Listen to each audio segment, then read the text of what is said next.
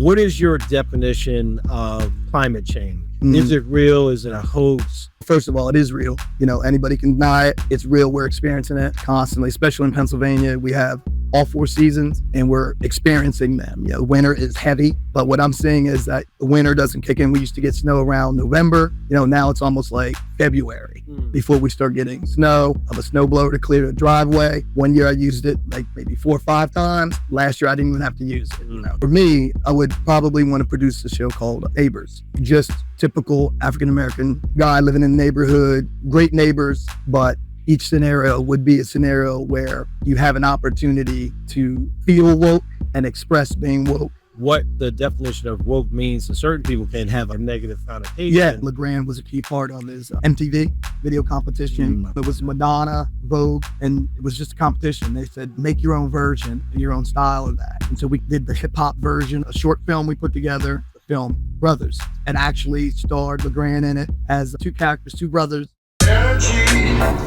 You think we'd be sick? I'm running out of energy. See, we use What up, world? Legrand, hip-hop artist and climate activist. Welcome to this edition of Keep That Same Green Energy podcast. As we always do, we allow our guests an opportunity to introduce themselves. Guests, please introduce yourself. Oh man, I thought you was going to introduce me. No, sir. Okay, all right, I'm going to do it myself. Scottie Pitts, multimedia developer, and a big fan, good friend of Legrand. What up? Yeah. So, just to have the audience get a connection to, how we're acquainted, and you give them a little bit of, how we met or connect to climate action. But I figured since we've known each other for, a couple decades now, right? Maybe just give them a story or just tell them introduce how we got acquainted. Well, in terms of how we first met, we both went to IUP, Indiana, University of Pennsylvania. Go ahead, Crimson Hawks now. And Indiana, Pennsylvania is literally Western Pennsylvania. So wintertime is cold. It's like a tundra, and climate, change affects that area too. But when we met, like what you did there. Yeah, my man. See, I did that kind of, yeah. But one of the things that first really made me notice Chris was we met in Elkin Hall, which is the international hall. Chris speaks multiple languages, and Legrand. Legrand. Yeah, okay. Should we start all over? No. All right. We're good. All right. But one of the things that I really liked about him was when I first met him, I'm like, hey, I'm Scottie. And he was like, hey, what's up? And I saw instantly Philly. He was definitely from Philly. I didn't want to say Harrisburg. He was from Philly. But we capitalized on building that friendship from that moment on. Once we got to know each other, experiencing some things, and just that trust level was there. I knew I had a good friend. Yeah, and so one of the things we ask guests is there a song, jingle, or something like that you either equate to or resonates with your relationship with Legrand or you met Chris on campus? Yeah. Well, I kind of mentioned before, the song that I like is called Moments in Love. It sounds kind of, but it reminds me of Chris in terms of we had a double date night, and we had some nice acquaintances with us. Female acquaintances. And when we ended up dating them, we had a record player. And yeah, right. Really yeah, I am not an 8-track though. And we would kind of look at each other to see who was going to get up and pull the needle back, because we just kept playing that one song. Yeah, the song is I think there's 2 versions of it. One is like 7 minutes, one is like 10 minutes. Yeah. But it's, now I think about it, typically record players would bring the arm back. Yeah, no, not this one. Right. This was definitely a thrift store record player. So it was like rock, paper, scissors, and figure who was gonna stop their activities. Exactly. And advance the record. We kept side-eyed. Like, you got it. That's crazy. Yeah.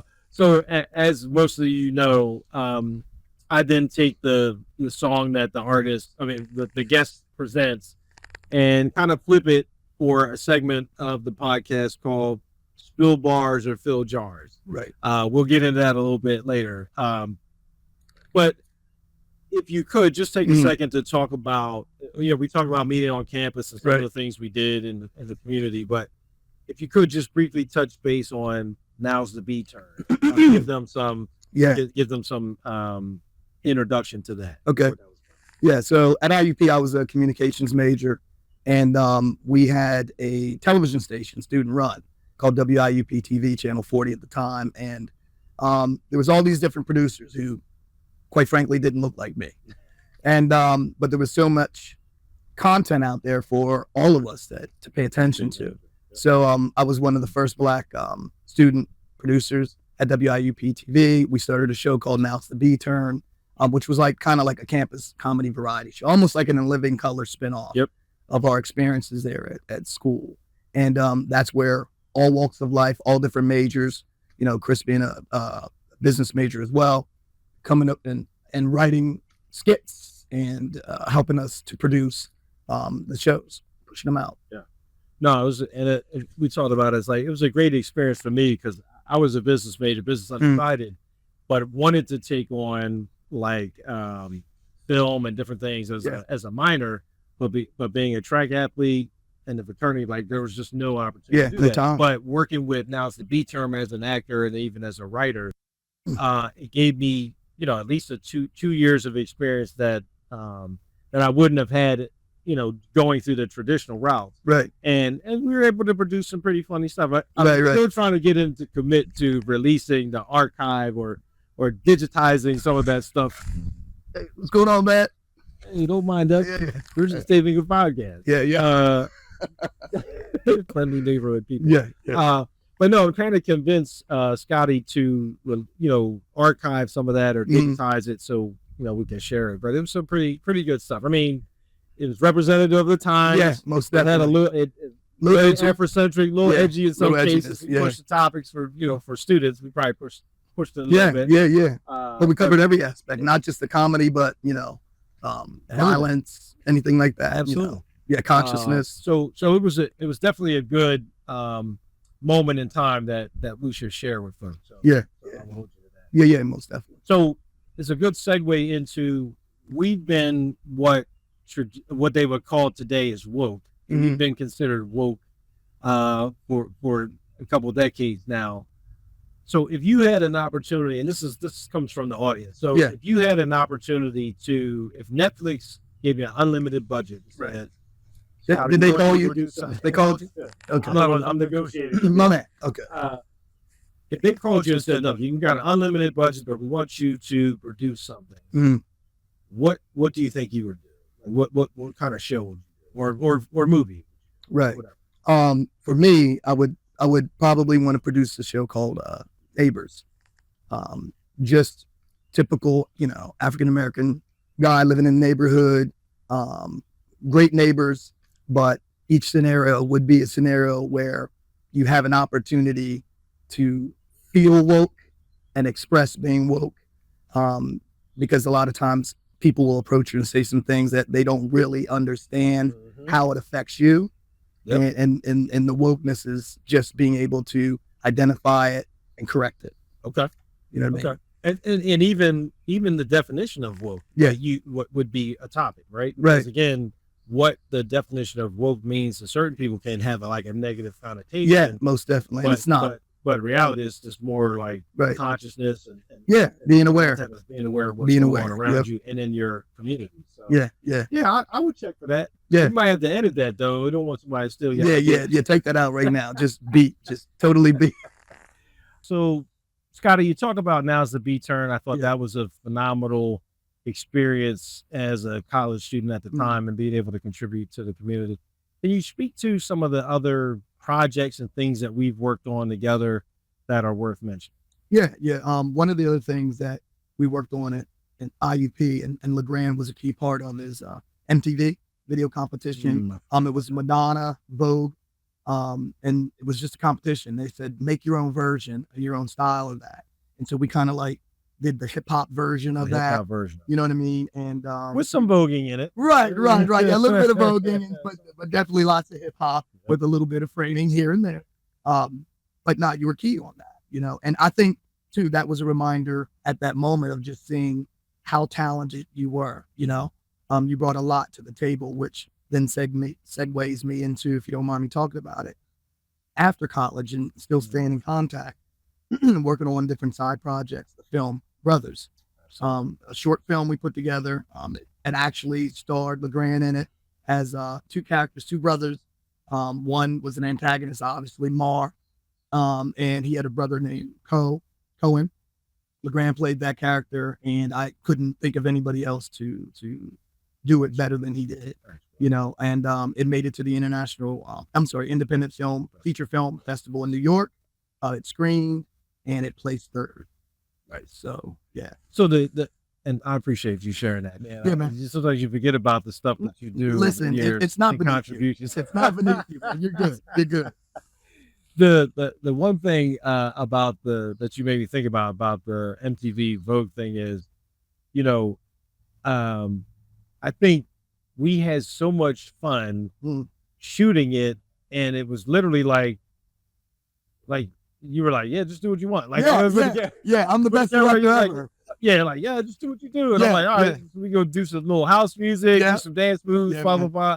But it was real fun. But you made me think about when you said, like, you know, I think a lot of the people that agreed to do that were like, well, what's Legrand going to do? Like, you know what I mean? Yeah. I was like, I'm in. Like, I mean, this is an opportunity to get exposure. It's like, let me go down the checklist of who we have. I'm like, hold on.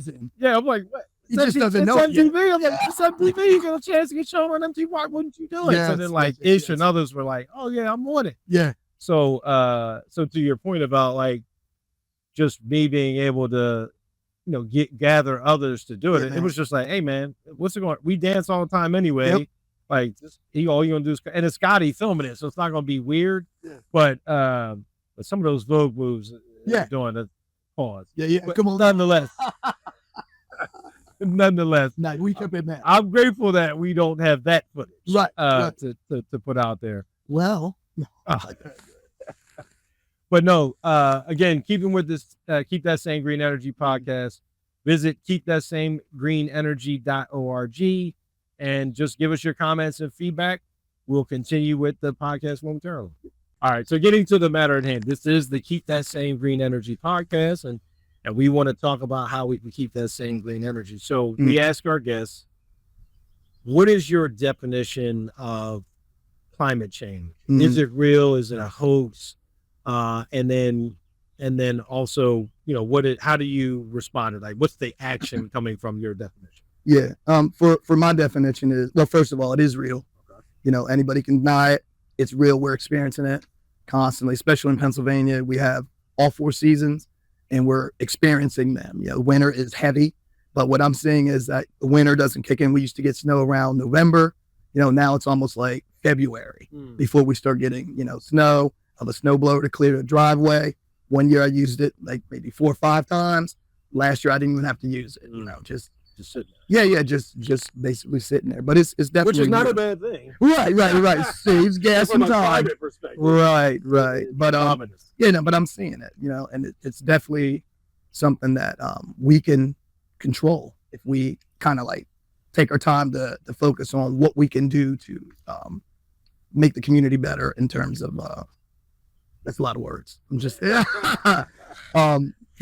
So when you think of, so we like to ask guests if you could commit to one thing to impact your carbon footprint or to be part of the climate action movement, what would you do? I think the first thing is I drive an SUV right now. My wife obviously has a car, and our daughter just bought a Tesla. Okay. You know, so, and my wife and I have been talking about, you know, what do we need to do to change these things? You know, we really got more information from our daughter than anybody on, you know, her vehicle, and she feels good about it. And so we were considering getting, you know, an EV. Okay. Yeah. 100% electric? Yeah. 100%. Yeah. So, you know, again, I'm not an advocate. I'm not an advocate for everybody going to EVs but you work with what you can. Right? Mhm. So I like that. I think that's great. And obviously I have a referral code Yeah. for Tesla. Yeah. But like for the audience out there, it doesn't mean you got to give up meat. Doesn't mean you got to take 5-minute showers. Just commit to doing one thing. I think that collective movement is what we're trying to get. We're trying to get more people that feel the same way we do about the environment. May or may not know what they can do to have an impact. Just start doing something. Right. And as you start doing some things, and then obviously keep that same greenenergy.org. We'll have resources, we'll have phone numbers, different people that you can talk to that can help you, through that decisioning, whether it's an EV or whether it's solar panels, whatever it is. I'm big on the sustainability part of it. I think that just the climate action without the sustainability piece is just kind of like punting.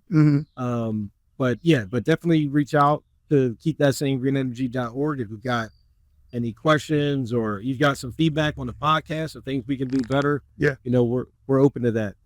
So this is the segment of the podcast where I mentioned it earlier.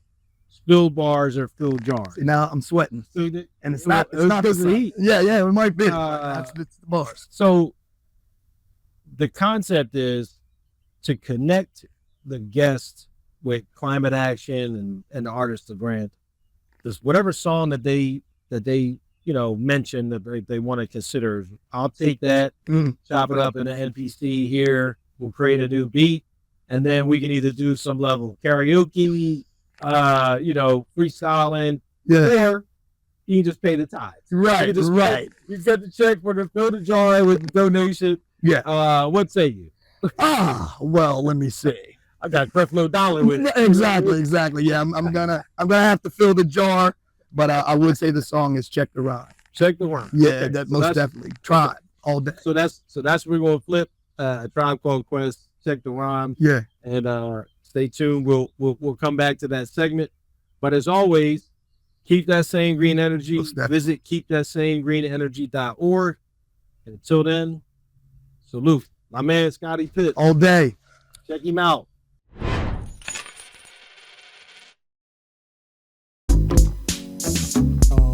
How far must you go to gain respect? How far must you go to gain respect?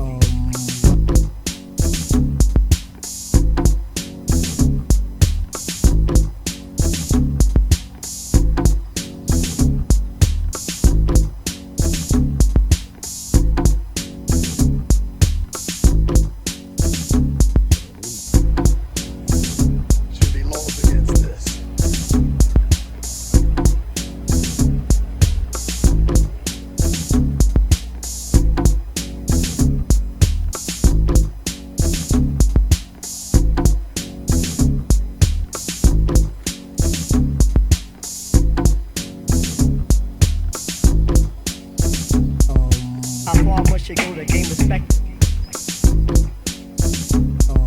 How far must you go? How far must you go to gain respect? Now let's see how you react to this ultra black activist that stays with the heat like some blackened fish. Don't even act as if I don't earn stacks to spit. I don't get activated even by the blackest fist. In fact, I wish an intro try to crack with this. But let's get back to this pure dope I'm packaged with. Superstar galactic shit. My street tactics get you up close with an axe to split your back open. You're in a pool of blood backstroking while I step fire to your girl's cool who call it crack smoking. You be in the back token until the middle of your chest start hurting like a shack poking. Like the black Vulcan, a superhero. You're a black token, a super zero. Scotty and I, the super group to fear though. Play the villain. I can let you live, but that'd be super weird though. The energy, see we use an awful lot. Energy, you think we'd be sick? I'm running.